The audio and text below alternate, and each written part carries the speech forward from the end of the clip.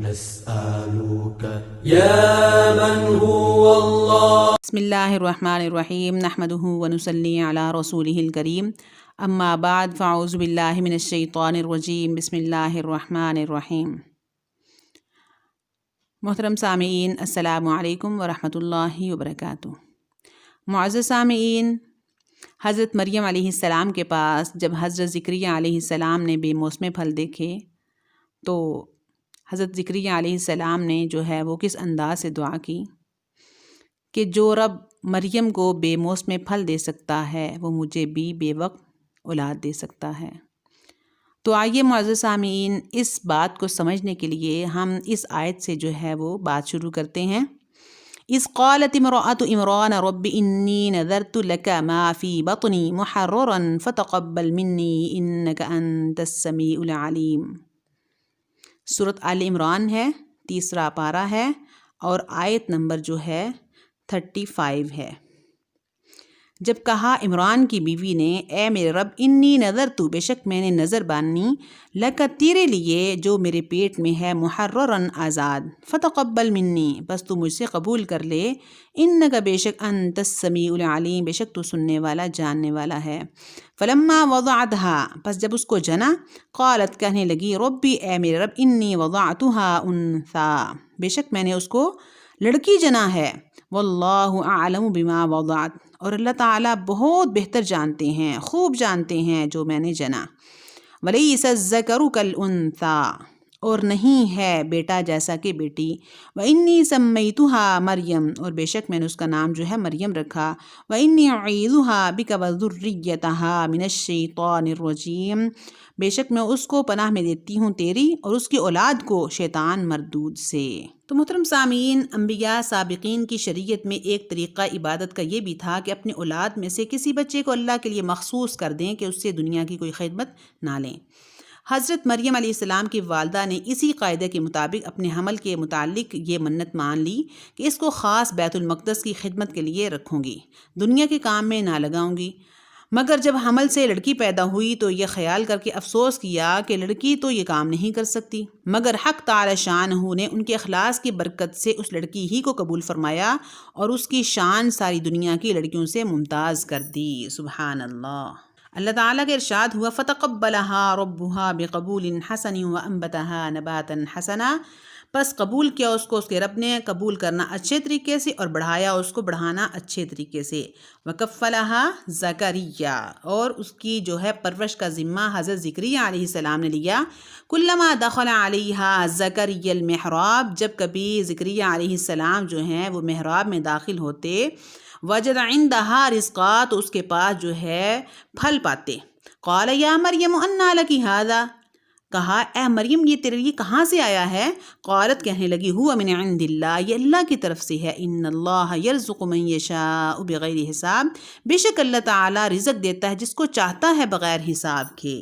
حضرت مریم علیہ السلام کی والدہ ان کو لے کر مسجد بیت المقدس میں پہنچیں اور وہاں کے مجاورین عابدین سے، جن میں حضرت زکریا علیہ السلام بھی تھے، جا کر کہا، اس لڑکی کو میں نے خاص خدا کے لیے ماننا ہے، یعنی منت مانی ہے، اس لیے میں اپنے پاس نہیں رکھ سکتی، تو آپ لوگ جو ہیں اس کو مسجد کی خدمت کے لیے رکھ لیجئے۔ حضرت عمران جو حضرت مریم علیہ السلام کے والد تھے، وہ اس مسجد کے امام تھے اور حالت حمل میں ان کی وفات ہو چکی تھی، ورنہ سب سے زیادہ مستحق ان کو لینے کے وہ تھے، لڑکی کے باپ بھی تھے اور مسجد بیت المقدس کے امام بھی، اسی لیے بیت المقدس کے مجاورین عابدین میں سے ہر شخص ان کو لینے اور پالنے کی خواہش رکھتا تھا۔ حضرت زکریا علیہ السلام نے اپنی ترجیح کو جو ہے وہ ظاہر کیا اور وجہ یہ بتائی کہ میرے گھر میں ان کی خالہ ہیں اور وہ منزلہ ماں کے ہوتی ہے، اس لیے ماں کے بعد وہی جو ہے زیادہ اس کو پالنے کی مستحق ہوتی ہے۔ مگر جو باقی لوگ تھے، مسجد والے، عابدین اور مجاورین، وہ جو ہیں اس بات کو نہ مانے اور اس پر متفق نہیں ہوئے۔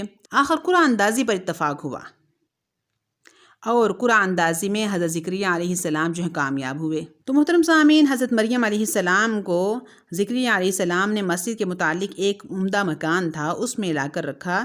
جب کہیں آتے جاتے تو اس کو جو ہے تالا لگا کر جاتے، قفل لگا جاتے، پھر آ کر کھول لیتے۔ تو اسی طرح جو ہے وقت گزرتا گیا۔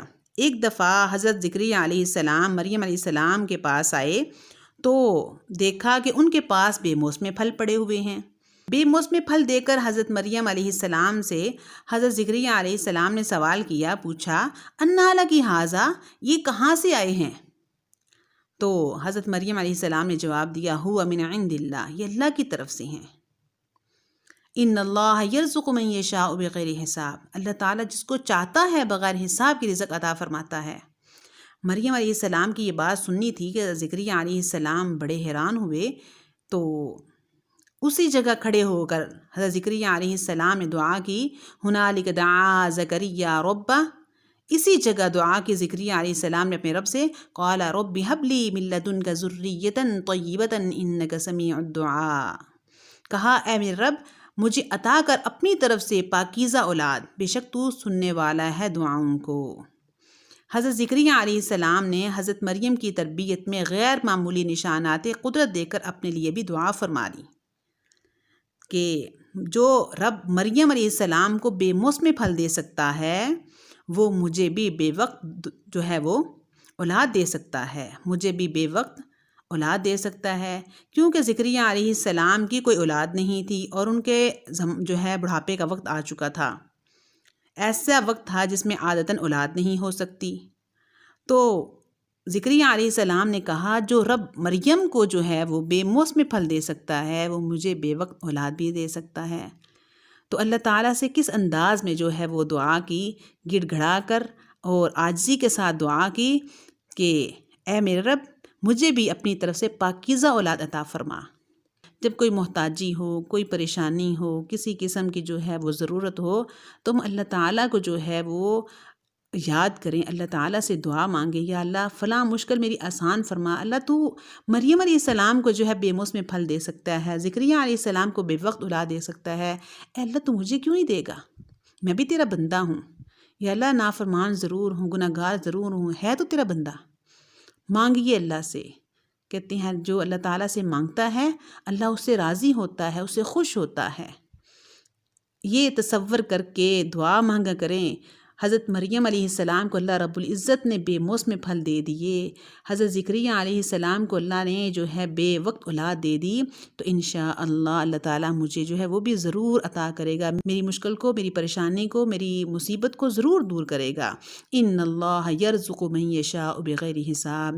تصور کر کے زکریہ علیہ السلام کا واقعہ اور حضرت زکریہ علیہ السلام کی دعا کو تصور کر کے، زکریہ علیہ السلام کی کلمات کو، حضرت مریم علیہ السلام کی کلمات کو تصور کر کے جو ہے آپ دعا مانگیں، اللہ تعالیٰ آپ کی دعاؤں کو ضرور جو ہے وہ قبول فرمائے گا۔ ہم اپنے آپ کو نہ دیکھیں کہ ہم اس لائق نہیں ہیں، ہم گناہ گار ہیں، ہم سیاکار ہیں، ہم خطا کار ہیں، نہیں، اس کی شان کریمی کو دیکھیے، اپنے گناہوں کو نہ دیکھیے۔ اللہ میں تو بہت گناہ گار ہوں، میں تو بہت ہی لاچار ہوں، بہت ہی جو ہے وہ ایسا انسان ہوں کہ میں تیرے در پہ آنے کے قابل نہیں، لیکن اے اللہ ہے تو تیرا بندہ، میں تجھ سے ہی مانگوں گا، تیرے علاوہ میرا کوئی نہیں، تیرے علاوہ مجھے دینے والا کوئی نہیں۔ تو انشاءاللہ اللہ تعالیٰ کے سامنے جب ایسے عاجزی کے ساتھ آپ دعا مانگیں گے، اللہ تعالیٰ جو ہے اتنا اپنے بندے پر مہربان ہوتا ہے، اتنا مہربان ہوتا ہے کہ اللہ تعالیٰ کی مہربانیوں کی جو ہے وہ حد ہی نہیں ہے۔